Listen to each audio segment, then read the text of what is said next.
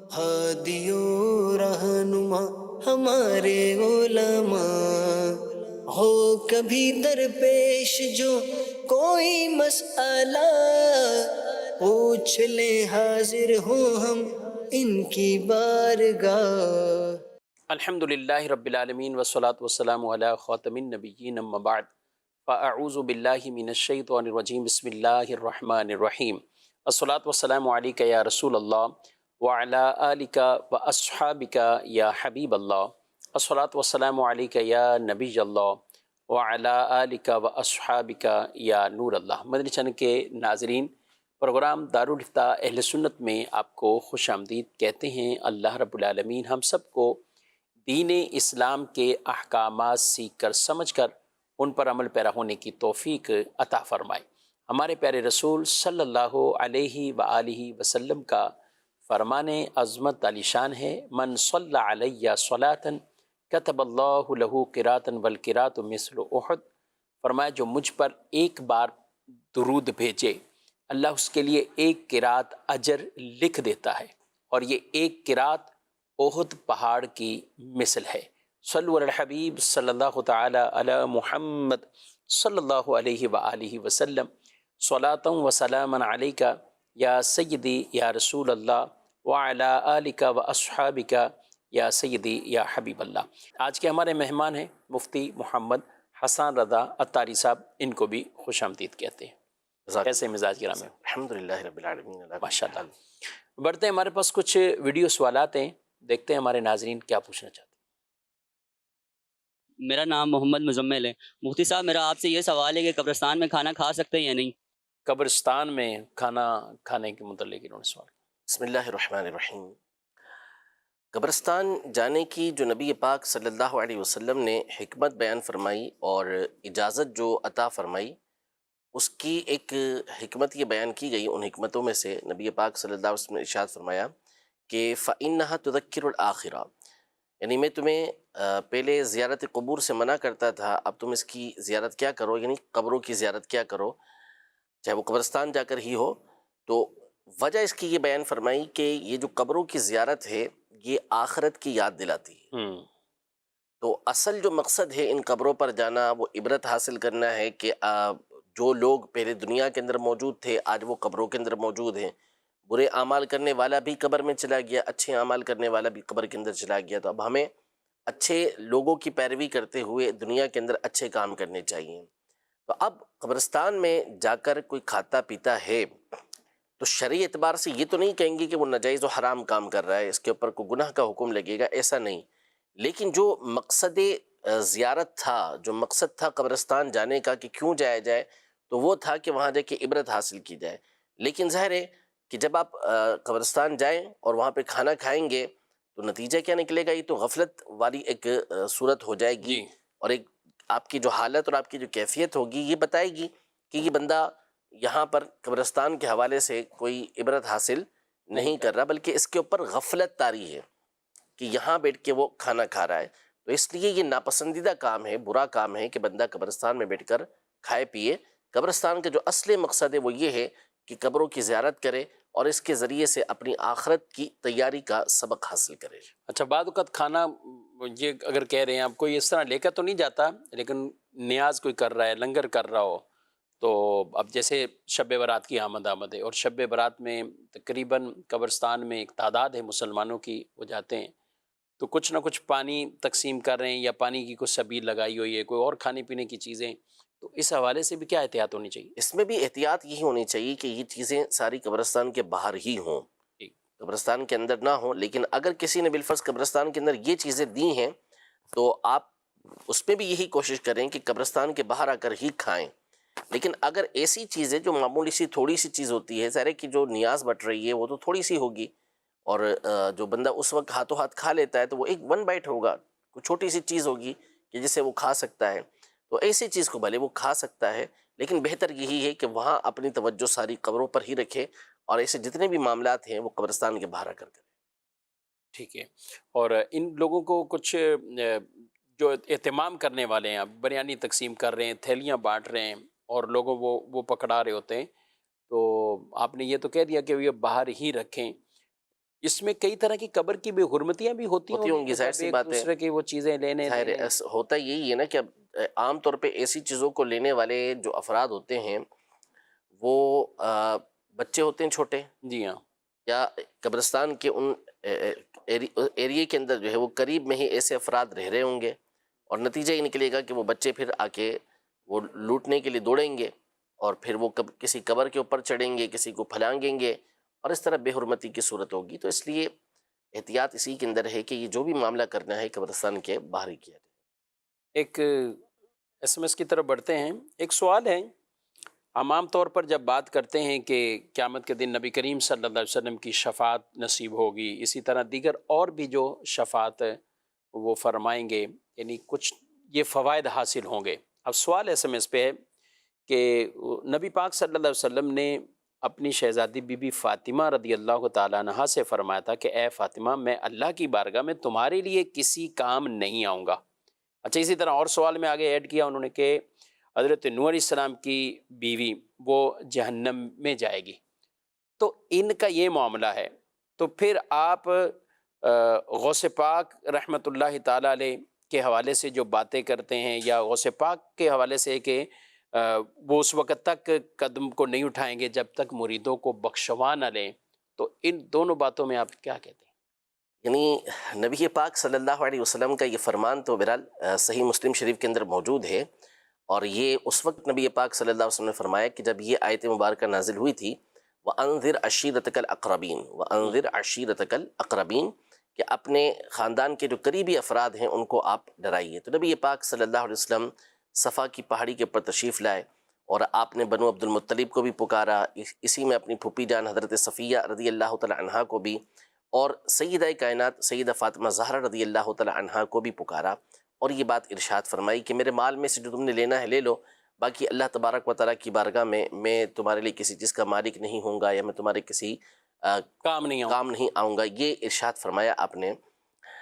تو ہوتا یہی ہے، عام طور پر کئی مسائل کے اندر ہم گفتگو کر چکے ہیں کہ یہ ہوتا ہے اپنے طور پر قرآن و حدیث کے معنی کو اخذ کرنا، اور قرآن و حدیث کی دیگر نصوص سے دیگر جو نبی پاک صلی اللہ علیہ وسلم کے فرمان ہیں یا اللہ تبارک و تعالیٰ کے فرامین قرآن پاک میں موجود ہیں، تو ان کو نہ دیکھنا، ان کی طرف توجہ نہ دینا۔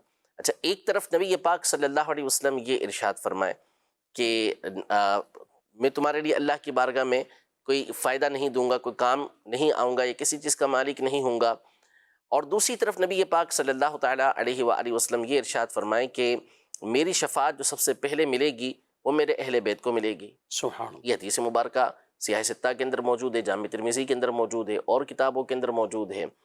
اور پھر اس کے بعد سیدہ کائنات سیدہ فاطمہ زہرا رضی اللہ تعالی عنہا، وہ ہستی کہ جن کے بارے میں نبی پاک صلی اللہ علیہ وسلم کی مشہور احادیث طیبہ موجود ہیں کہ آپ اہل جنت کی عورتوں کی سردار ہیں۔ ٹھیک، تو ایک طرف تو ان کے لیے یہ فرمایا جائے کہ نبی پاک صلی اللہ علیہ وسلم فائدہ نہ دیں، اور دوسری طرف نبی پاک صلی اللہ علیہ وسلم کی شہزادی ہیں اور جنت کی عورتوں کی سردار بھی ہیں۔ پھر نبی پاک صلی اللہ علیہ وسلم یہ ارشاد فرمائیں، طبرانی شریف کی حدیث مبارکہ ہے، اور ابن عباس رضی اللہ تعالی عنہما سے مروی ہے، اور سند بھی صحیح ہے اس کی، کہ نبی پاک صلی اللہ علیہ وسلم نے یہ ارشاد فرمایا کہ فاطمہ رضی اللہ تعالی عنہا، ان پر اور ان کی اولاد پر اللہ تبارک و تعالی نے جہنم کی آگ کو حرام کر دیا ہے۔ ٹھیک، اور ایک بھی یہ ارشاد فرمایا کہ انہوں نے اپنی پاک دامنی کی حفاظت کی تو اللہ تبارک و تعالی نے اس پاک دامنی کی وجہ سے ان پر اور ان کی ذریت کے اوپر جہنم کی آگ کو حرام کر دیا ہے۔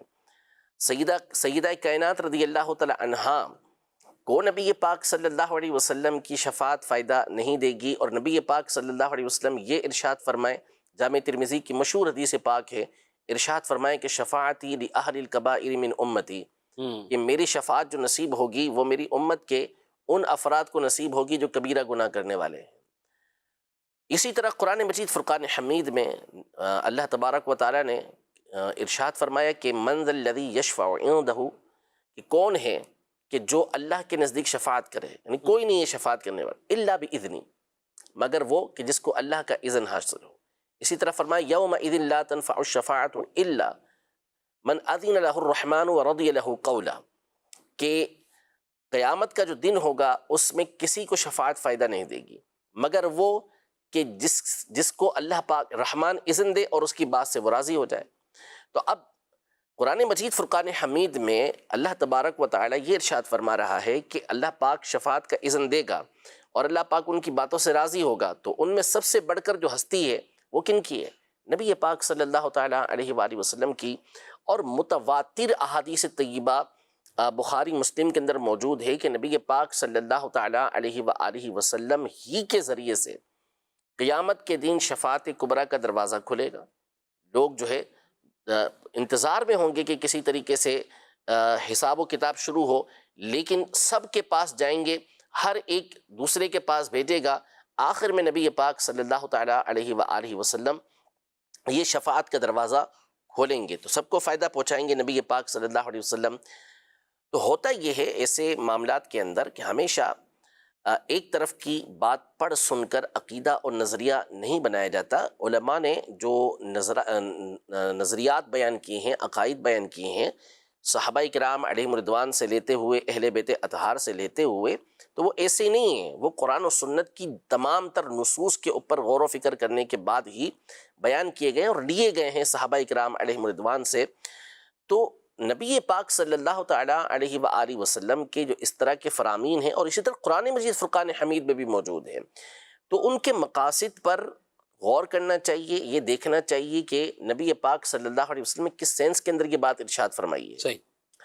تو اصل یہ تھا کہ اس وقت تو سیدہ کائنات رضی اللہ تعالیٰ عنہا بہت چھوٹی سی تھی، جی، یہ تو نبی پاک صلی اللہ تعالیٰ علیہ وآلہ وسلم کے اعلان نبوت کے چند سالوں کے بعد، یہ 2 سے 3 سال کے بعد یہ معاملہ پیش آیا ہے صحیح۔ کہ نبی پاک صلی اللہ علیہ وسلم نے اس بات کا اعلان فرمایا، اور آپ نبی پاک صلی اللہ علیہ وسلم کے اعلان نبوت سے 5 سال پہلے تو آپ کی ولادت مبارکہ ہوئی ہے۔ تو نبی پاک صلی اللہ علیہ وسلم حضرت سیدہ کائنات رضی اللہ تعالیٰ عنہا سے کیوں ارشاد فرما رہے ہیں، دیگر سے کیوں ارشاد فرما رہے ہیں؟ تو اصل آپ علیہ السلام ایسے مقام پر ایمان کی اہمیت کو بیان کر رہے ہوتے ہیں۔ سیدہ کائنات رضی اللہ تعالیٰ عنہا کی ذات گرامی وہ ہے کہ جو جن کے اوپر کفر کی ہوا تک نہیں لگی، کیونکہ وہ جب انہوں نے ہوش سنبھالا تو نبی پاک صلی اللہ تعالیٰ علیہ وآلہ وسلم کی ذات گرامی سامنے موجود تھی، تو تصور ہی نہیں تھا وہاں پہ کفر و شرک کا۔ لیکن اس کے باوجود ان کو، حضرت صفیہ رضی اللہ تعالیٰ عنہا کو اور دیگر کو نبی پاک صلی اللہ علیہ وسلم یہ بات ارشاد فرما رہے ہیں، تو یہ بیان فرمانا چاہ رہے ہیں کہ کوئی بھی ہو، نسبت کیسی ہی ہو اس کی، اصل یہ ہے کہ اس کے پاس ایمان ہونا چاہیے۔ ٹھیک۔ اگر ایمان اس کے پاس موجود ہے تو اب اس کی جو نسبت ہے وہ اس کے لیے فائدہ مند ضرور ہوگی، اور اگر ایمان موجود نہیں ہے تو پھر اس صورت میں نسبت کسی طرح کا کوئی فائدہ نہیں دے گی۔ آپ کو کوئی تصور کر سکتا ہے کہ سیدہ کائنات رضی اللہ تعالیٰ عنہا کے پاس ایمان نہ ہو؟ نعوذ باللہ ثم نعوذ باللہ، اس کے اپنے ایمان کے لالے پڑیں گے، جو ایسا سوچے گا بھی۔ تو سیدہ کائنات رضی اللہ تعالیٰ عنہا تو ایمان والی ہیں، اور وہ ہیں کہ جن کے ایمان کے اوپر جو ہے اہل ایمان فخر کرتے ہیں، جن کی وجہ سے اور لوگوں کو ایمان نصیب ہوا ہے، ان کی اولاد کی وجہ سے لوگوں کو ایمان نصیب ہوا ہے۔ تو جب آپ کا ایمان سلامت ہے اور کامل الایمان ہے آپ، تو پھر آپ کو نصب فائدہ کیوں نہیں دے گا؟ بالکل فائدہ دے گا۔ خود نبی پاک صلی اللہ تعالیٰ علیہ وآلہ وسلم اپنی شفاعت کا جب فرما رہے ہیں، اور یہ مشہور حدیث پاک ہے کہ میں قیامت کے دن جب شفاعت کروں گا تو سب سے پہلے اپنے اہل بیت کی شفاعت کروں گا، اور سیدہ کائنات رضی اللہ تعالیٰ عنہا تو قیامت کے دن یہ نبی پاک صلی اللہ علیہ وسلم کی اونٹنی پر سوار ہو کر آئیں گے، اور بعض روایتوں کے مطابق تو آپ تو سب سے پہلے جنت کے اندر داخل ہوں گے، یعنی نبی پاک صلی اللہ علیہ وسلم کے بعد جو افراد ترتیب سے جاتے رہیں گے ان میں ایک نام جو ہے وہ سیدہ کائنات رضی اللہ تعالیٰ عنہا کا ہے۔ تو یہ ایمان کی اہمیت کو بیان کرنے کے لیے اس طرح نبی پاک صلی اللہ علیہ وسلم نے ارشاد فرمایا۔ جہاں تک رہا نوح علیہ السلام کی بیوی کا معاملہ، آپ کے بیٹے کا معاملہ، تو وہ دونوں کافر تھے، وہ تو ایمان لے کر ہی نہیں آئے۔ بیٹے کے بارے میں فرمایا کہ قال یا نوح انہ لیس من اہلک، اے نوح یہ تیری اولاد میں سے ہی نہیں ہے، یعنی جب اس کا ایمان ہی نہیں تو پھر نسب کسی طرح کا کوئی فائدہ دینے والا نہیں ہوتا۔ تو یہ جو ارشاد فرمایا ہے نبی پاک صلی اللہ علیہ وسلم نے، اس کی لم کو سمجھنا چاہیے، اس کی بنیاد اور وجہ کو سمجھنا چاہیے۔ وہ کیا ہے؟ وہ یہ ہے کہ نبی پاک صلی اللہ علیہ وسلم وہاں پہ ایمان کی اہمیت کو بیان کر رہے ہیں، ورنہ سیدہ کائنات رضی اللہ تعالی عنہا کی ذات تو وہ ہے کہ جو ساری امت کو فائدہ دے گی، تو نبی پاک صلی اللہ علیہ وسلم کا فائدہ ان کو کیوں نہیں پہنچے گا؟ اسی طرح عمل کا معاملہ ہوتا ہے۔ نسب ایمان کے بعد بھی عمل سے غفلت نہیں برتی جاتی. ٹھیک. آپ علیہ الصلوۃ والسلام نے اس طرح کے کئی معاملات میں جو ارشاد فرمایا تو وہاں عمل کی اہمیت کو بیان فرمایا ہے. جیسے مثال کے طور پر صحیح مسلم شریف کی حدیث مبارکہ ہے کہ حضرت سیدنا ربیعہ رضی اللہ تعالیٰ عنہ نبی پاک صلی اللہ علیہ وسلم کو وضو کروایا کرتے تھے. تو ایک مرتبہ نبی پاک صلی اللہ علیہ وسلم کو وضو کروا رہے تھے تو آپ علیہ الصلوۃ والسلام نے فرمایا سل ربیعہ، مانگ ربیعہ، یعنی جو مانگنا ہے مانگو. تو انہوں نے کیا کہا؟ اسألک مرافقتک فی الجنت، یا رسول اللہ میں تو آپ سے آپ کی جنت کے اندر جو ہے وہ رفاقت مانگتا ہوں، آپ کے ساتھ رہنا چاہتا ہوں. تو نبی پاک صلی اللہ علیہ وسلم نے فرمایا کہ اب غیر ذالک، اس کے علاوہ کچھ اور، یعنی اس کے علاوہ کچھ اور بھی چاہیے؟ تو کہا نہیں بس یہ چاہیے. تو فرمایا کہ تم میری کثرت سجود کے ساتھ مدد کرو، یعنی ایسا نہ ہو کہ تم اب کثرت تمہیں خوشخبری مل گئی، تم نے سوال کیا، تم نے مانگا، تمہیں دے دیا گیا تو اب تم اس کے اوپر فخر کرو، نہیں، بلکہ تم اب عمل کے ذریعے کثرت سجود کے ذریعے میری مدد کرو. اس طرح کی اور بہت ساری احادیث طیبہ ہیں جن میں عمل کی اہمیت کو بیان کیا گیا ہے. اب جس کو جنت کی بشارت دے دی گئی، جیسے عشرہ مبشرہ ہیں، امام حسن مجتبی امام حسین رضی اللہ تعالی عنہما ہیں، سیدہ کائنات رضی اللہ تعالی عنہا ہیں، سیدہ عائشہ رضی اللہ تعالی عنہا ہیں، سیدہ خدیجۃ الکبریٰ رضی اللہ تعالی عنہا ہیں، سیدنا عمار بن یاسر رضی اللہ تعالی عنہ ہیں. اس طرح اور دیگر صحابہ کرام علیہم رضوان جن کو جنت کی بشارت دی گئی اور زبان رسالت سے دی گئی، سبحان اللہ. اس کے باوجود وہ حضرات اللہ تبارک و تعالیٰ سے ڈرتے رہتے تھے، اس لیے کہ اللہ تبارک و تعالیٰ کی خفیہ تدبیر سے، اللہ تبارک و تعالیٰ کے عذاب سے ڈرنے کا حکم دیا گیا ہے. اس سے بے پرواہ نہیں ہونا چاہیے. افامنوا مکر اللہ، وہ اللہ کے خفیہ تدبیر سے بے پرواہ ہو گئے تو نتیجہ یہ نکلا کہ وہ خسارے والے ہو گئے، کہ اللہ کی خفیہ تدبیر سے جو بھی بے پرواہ ہوتا ہے وہ خسارہ والا ہوتا ہے. تو اس لیے حضرات ڈرتے رہتے تھے، حتیٰ کہ انبیاء کرام علیہ السلام جن کا جنت میں جانا ہی قطعی ہے، وہ اللہ تبارک و تعالیٰ سے ڈرتے رہتے تھے، پناہ مانگتے تھے اللہ تبارک و تعالیٰ سے. تو یہ ساری باتیں ہوتی ہیں وہ چیزیں کہ جس میں اللہ تبارک و تعالیٰ کی مشیت ہوتی ہے، حکمت ہوتی ہے. یعنی اللہ تعالیٰ یہ چیز معاف فرما دے گا، اللہ تبارک و تعالیٰ یہ عطا فرمائے گا، وہ کرے گا جو فرمائے گا، لیکن یہ ہے انشاءاللہ، اگر اللہ چاہے گا تو وہ ڈرتے رہتے تھے اللہ تبارک و تعالیٰ کی خفیہ تدبیر سے. تو ان کی امیدیں بڑھ جاتی تھیں. جب نبی پاک صلی اللہ علیہ وسلم نے بشارت دی تو ان کی کیا ہو گئی؟ امید اس سے بڑھ گئی کہ اب بشارت مل گئی، لیکن اس کے اوپر تکیہ نہیں کرتے تھے. اسی طرح بہت تفصیل سے اس پر گفتگو ہو سکتی ہے، لیکن آگے آتے ہیں غوث پاک رحمۃ اللہ تعالی کے اس فرمان کے حوالے سے کہ آپ نے یہ جو ارشاد فرمایا ہے یہ صرف اور صرف آپ نے ایک ڈھارس بندھانے کے لیے اور امید کے لیے ارشاد فرمایا. نبی پاک صلی اللہ علیہ وسلم کی طرف سے بشارت ملتی ہے کہ جو شخص بھی لا الہ الا اللہ کہے، یعنی کلمہ طیبہ پڑھے، تو اس کے اوپر جہنم کی آگ حرام کر دی جائے گی مطلقاً. یہ بخاری شریف کے حدیث پاک موجود ہے. اور جنت حضرت داخل ہو. معاذ بن جبل رضی اللہ تعالیٰ نے کہا کہ میں لوگوں کو جا کے خوشخبری دے دوں، فرمایا نہیں، لوگ اسی کے اوپر بھروسہ کر لیں گے. تو اب نبی پاک صلی اللہ علیہ وسلم کی خوشخبری سے بڑھ کر کے کوئی اور خوشخبری ہو سکتی ہے؟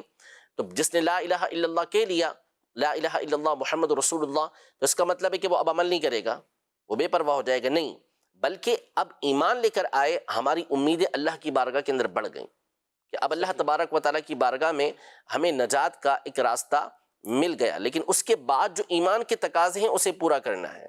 تو غوث پاک رحمۃ اللہ تعالیٰ علیہ کے فرمان کا یہ مطلب نہیں ہے کہ جو آپ کا مرید ہو گیا اب وہ ہر چیز سے مستغنی ہو گیا، اس کو اب کچھ کرنا ہی نہیں ہے، بلکہ اصل اس کے پاس ایمان ہونا یہ ضروری ہے. غوث پاک رحمۃ اللہ تعالیٰ علیہ نے ایمان کی اہمیت کو کئی مقام پر فتح الغیب کے اندر بیان کیا ہے کہ ایمان کتنی اہمیت کا حامل ہے. خود ارشاد فرماتے ہیں کہ میری تو عید اس وقت ہوگی جب میں دنیا سے ایمان کے ساتھ رخصت ہوں گا. تو ایمان کا ہونا یہ شرط، پھر اس کے بعد نیک اعمال کا ہونا شرط، ورنہ تو لا الہ الا اللہ محمد رسول اللہ کہنے پر بھی جنت کی بشارت دی گئی ہے، لیکن اس کے ساتھ نیک اعمال ہونا ضروری ہے. تو اب غوث پاک رحمۃ اللہ تعالیٰ علیہ کے اس فرمان کا ہرگز یہ مطلب نہیں ہے کہ آپ اس کے اوپر تکیہ کریں، اس کے اوپر بھروسہ کریں اور پھر اس کے بعد ساری چیزوں سے بے پرواہ ہو جائیں. فرمان آپ کا حق ہے، چونکہ یہ سارا معاملہ ہے شفاعت سے تعلق رکھنے والا، کہ غوث پاک رحمۃ اللہ تعالیٰ علیہ کے اس فرمان کا مطلب یہ ہوا کہ قیامت کے دن میں اللہ تبارک و تعالیٰ کی بارگاہ کے اندر شفاعت کروں گا. تو یہ تو بالکل واضح طور پر احادیث طیبہ کے اندر موجود ہیں، جامع ترمذی کے اندر بھی ہے، سنن نبی داؤد کے اندر بھی ہے۔ نبی پاک صلی اللہ تعالیٰ علیہ وسلم نے شہید کے لیے بیان کیا کہ شہید اپنے گھر والوں میں سے اتنوں کی شفاعت کرے گا۔ حافظ قرآن کے لیے بیان کیا کہ حافظ قرآن جو ہے وہ اپنے گھر والوں میں سے 10 ایسے افراد کی شفاعت کرے گا جن کے اوپر جہنم واجب ہو چکا ہوگا۔ اسی طرح حاجی کے لیے نبی پاک صلی اللہ علیہ وسلم بیان کیا۔ علماء کے لیے تو یہ الفاظ بیان کیے گئے کہ ان کو جنت کے باہر کھڑا کیا جائے گا، روکا جائے گا ان کو، اور کہا جائے گا کہ ٹھہرے رہو اور لوگوں کی شفاعت کرتے رہو۔ کیا بات، سبحان اللہ۔ یہ ساری احادیث طیبہ کتب احادیث کے اندر موجود ہیں۔ تو اب شفاعت جب دیگر علماء کریں گے، شہداء کریں گے، تو اللہ کے وہ نیک بندے کہ جن کی ولایت کے اوپر امت متفق ہے، جن کی اللہ تبارک و تعالیٰ کی بارگاہ میں مقبولیت کی گواہی بڑے بڑے ائمہ، بڑے بڑے علماء نے دی ہے، تو وہ کیوں شفاعت نہیں کریں گے؟ وہ بالکل شفاعت کریں گے اور اپنے مریدوں کو جنت میں لے کر جائیں گے۔ لیکن اس کا نہ تو اس سے کوئی ٹکراؤ ہے نبی پاک صلی اللہ علیہ وسلم کے اس فرمان سے کہ سیدہ کائنات رضی اللہ تعالی عنہا سے فرمایا کہ میں تمہارے لیے اللہ کی بارگاہ میں کسی چیز کا مالک نہیں۔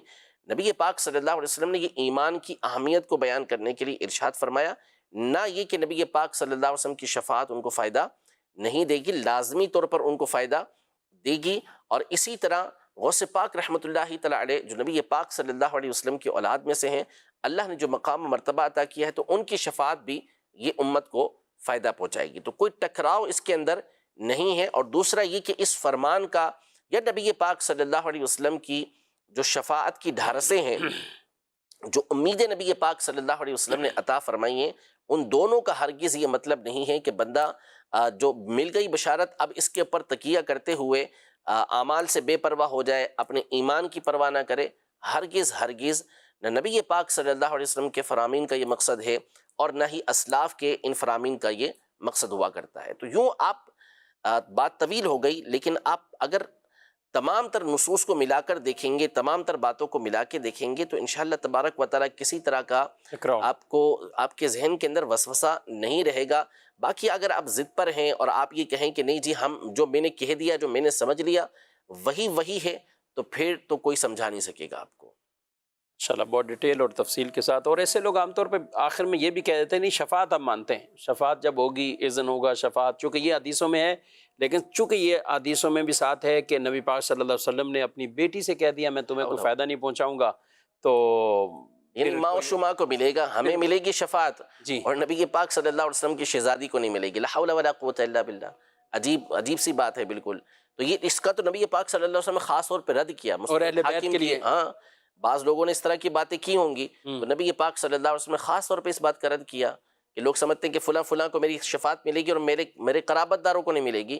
اسی پر تو فرمایا کہ سب سے پہلے میں جو شفاعت فرماؤں گا وہ اپنے اہل بیت کی کروں گا۔ سبحان اللہ، جنہیں نبی پاک صلی اللہ علیہ وسلم نے جنت کی سرداریاں تقسیم کر دی ہیں، اتنا بڑا یہ فائدہ دنیا میں ہی بشارتیں عطا فرما دی۔ ان کی والدہ کو بی بی فاطمہ رضی اللہ تعالیٰ عنہا کو جنتی عورتوں کی سردار، اور ایک روایت کے مطابق عالمین کی عورتوں کی سردار، ان کے شہزادوں کو جنتی جوانوں کے سردار فرما دیا۔ تو اس سے بڑھ کے اور کیا نفع، یعنی یہ نفع ہی ہے جو ان کو آپ صلی اللہ علیہ وسلم نے دنیا میں ہی یہ عطا فرما دیا اور ان کے لیے خوشخبریاں یہ عطا فرمائی۔ اللہ ان کے صدقے تو انشاءاللہ ہماری بخشش ہوگی اور ہماری اللہ مغفرت فرمائے گا۔ تو اس طرح کے وساوس میں ہرگز نہیں آنا چاہیے، یہ اس طرح کی باتیں کر کے اولیاء کرام سے دور کیا جاتا ہے۔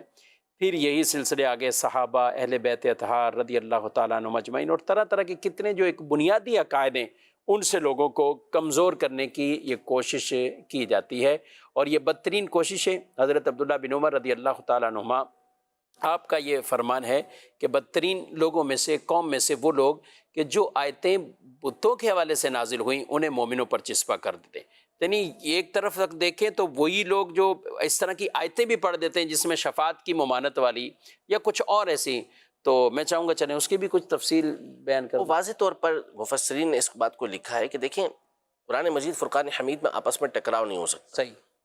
قرآن کی کئی نصوص آپ کئی معاملات کے اندر دیکھ سکتے ہیں کہ جب آپ ان کو آپس میں ملا کے دیکھیں گے تو عام آدمی پڑھے گا تو بظاہر اس کو لگے گا اس میں کوئی تعارض ہے، ٹکراؤ ہے، لیکن جب آپ اس کو فَاسْأَلُوا أَهْلَ الذِّكْرِ إِن كُنتُمْ لَا تَعْلَمُونَ کہ آپ کو نہیں معلوم تو آپ علم والوں سے پوچھیں، اس پر عمل کرتے ہوئے جب آپ اہل علم سے پوچھیں گے اور اسلاف کی تفاسیر کی طرف آپ جائیں گے تو آپ کے سامنے بات واضح ہو جائے گی کہ دونوں میں کوئی ٹکراؤ نہیں ہوگا۔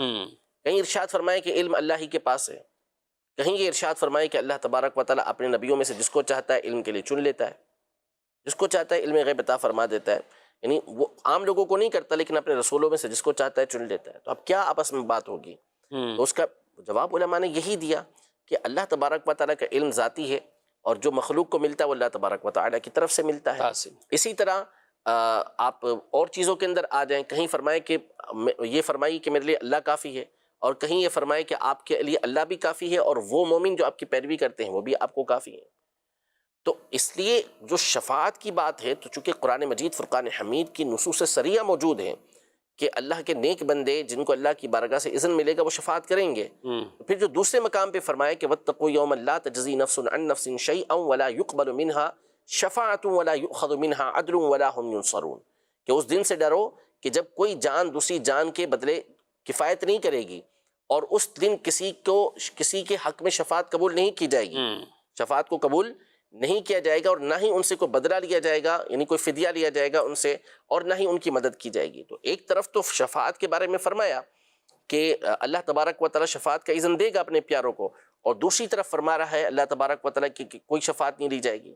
تو دونوں میں ٹکراؤ تو نہیں ہو سکتا نا۔ تو معنی بالکل واضح ہے کہ وہ کافروں کے حق میں ہیں، کافروں کے لیے کسی کی کوئی جو ہے وہ شفاعت فائدہ نہیں دے گی، مومنوں کے حق میں اللہ تبارک و تعالیٰ کی طرف سے فائدہ یہ دے گی، کیونکہ اللہ تبارک و تعالیٰ اس بات کا اذن دے گا۔ اور فرماتا ہے الاخلاء یومئذ بعضهم لبعض عدو الا المتقین، کہ قیامت کے دن جو گہرے دوست ہوں گے آپس میں وہ دشمن ہو جائیں گے سوائے پرہیزگاروں کے، وہ اس دن بھی ایک دوسرے کو فائدہ دے رہے ہوں گے۔ سبحان اللہ، وہ دوستی بھی رہے گی اور فائدہ بھی فائدہ پہنچائے، بلکہ وہ لوگ جو قیامت کے دن اللہ کی بارگاہ میں کہیں گے کہ ہمارے کچھ ساتھی جو ہمارے ساتھ نمازیں پڑھتے تھے، صدقہ دیتے تھے، حج کرتے تھے، لیکن اب وہ کسی عمل کے سبب دوزخ میں چلے گئے، تو ان کو بھی کہا جائے گا پہچانو، لے آؤ، باہر نکال لو، فائدہ تو ایک عام بالکل ہوگا۔ یعنی وہ عام دوست جو نمازی دوست ہے اور جو حاجی دوست ہے، حج کرنے والے، وہ فائدہ پہنچائیں گے تو پھر امام الانبیاء بالکل صلی اللہ علیہ وسلم۔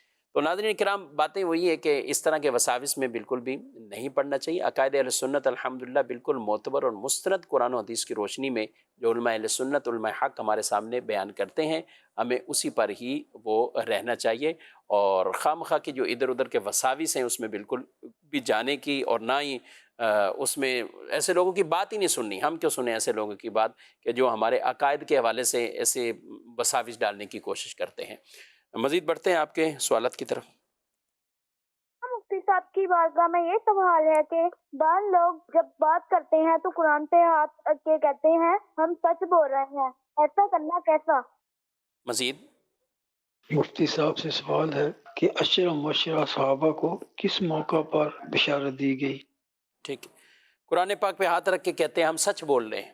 کوئی حلف وغیرہ کے انہوں نے الفاظ تو نہیں کہے کہ حلف وغیرہ کے کوئی الفاظ بھی وہ بولتے ہیں، لیکن جو بات ہے تو قرآن پاک پہ ہاتھ رکھ کے بول دیا کہ ہم سچ بول رہے ہیں۔ صحیح، اب اگر سچ بول لیں تو ٹھیک ہے، ٹھیک ہے، اس میں کوئی مسئلہ نہیں ہے، سچا ہاتھ رکھنا ٹھیک ہے، ٹھیک ہو گیا۔ اور اگر جھوٹ بول لیں تو جھوٹ بولنا ویسے ہی گناہ ہے۔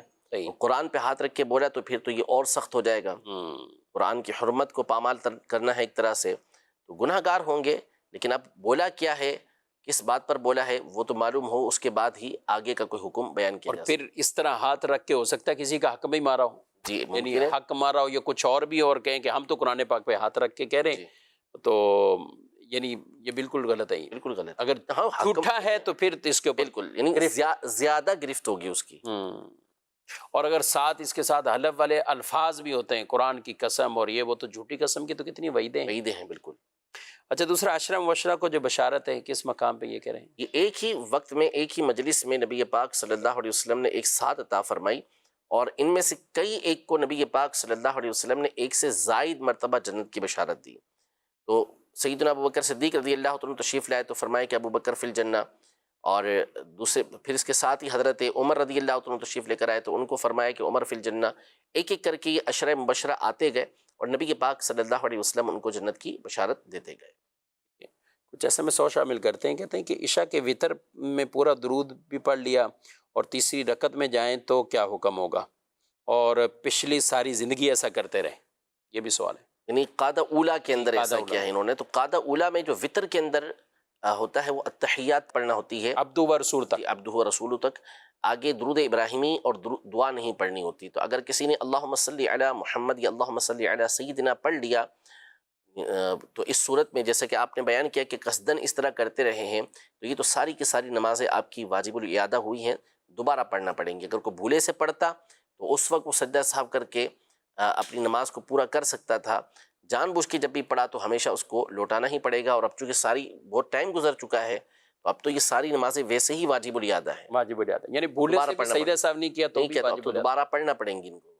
اچھا، یہ جیسے انہوں نے کہا آپ فرمانے قصدن، تو سوال سے بھی یہی لگ رہا ہے قصدن اور لا علمی کوئی فرق ہوگا؟ یعنی جہالت کی وجہ سے یا لا علمی کی وجہ سے کہ میں پورا ہی پڑھ لیتا ہوں تو وہ قصدن ہی کہلائے گا؟ جی قصدن ہی کہلائے گا. تو جان بوجھ کے پڑھنا ہوا نا، تو اس صورت میں تو یہ نماز واجب الاعادہ ہوگا. یعنی حکم یہ ہے کہ اگر کسی نے بھولے سے پڑھ لیا اور اسے نماز میں یاد آ گیا یا نماز پڑھ کے فوری یاد آ گیا، نماز کے خلاف کو کام نہیں کیا تھا تو اس کے لیے حکم یہ ہے کہ وہ سجدہ سہو کر لے. لیکن اگر جان بوجھ کے کوئی پڑھتا ہے تو پھر اس صورت میں اسے سجدہ سہو کفایت نہیں کرے گا، دوبارہ ہی اسے نماز پڑھنا ہوگی. ناظرین کرام، یہاں پر دینی اور شرعی مسائل سیکھنے کی اہمیت کو سمجھنا چاہیے. ایک آدمی محنت بھی کر رہا ہے اور نماز پڑھ بھی رہا ہے، وقت پر نماز پڑھ رہا ہے، لیکن ایک مسئلے سے، ایک مسئلہ شرعی سے وہ ناواقف ہے یا لا علم ہے، اس کو اس کے حوالے سے معلومات نہیں ہے اور اپنا ذہن میں جو کچھ آیا اس کے مطابق کرتا رہا، تو آپ کے سامنے بھی حکم بیان ہو کہ پوری اس کو یہ زندگی بھر کی نمازیں ہیں اس کی، اور ہو سکتا ہے اس کے علاوہ بھی وہ فرائض میں بھی یا سنت مؤکدہ میں بھی اس طرح کی غلطیاں اگر کی ہیں تو ان معاملات کو ہمیں بالخصوص علماء دین سے پوچھ کر رہنمائی لے کر، اور کوئی غلط فہمی ہو تو اس کو بالکل دور کرنا چاہیے. ہمارے دینی دعوت اسلامی کے دینی ماحول میں نماز کورس باقاعدہ کہ جس کے اندر یہ بنیادی جو مسائل ہیں تو یہ بڑے اچھے اور آسان انداز سے سکھائے جاتے ہیں. تو یہاں سے بھی معلومات اسی طرح قبلہ شیخ طریقت امیر اہل سنت دامت برکاتہم العالیہ آپ کی جو نماز کے احکام کتاب ہے اس کتاب کو بھی حاصل کیجئے. اللہ پاک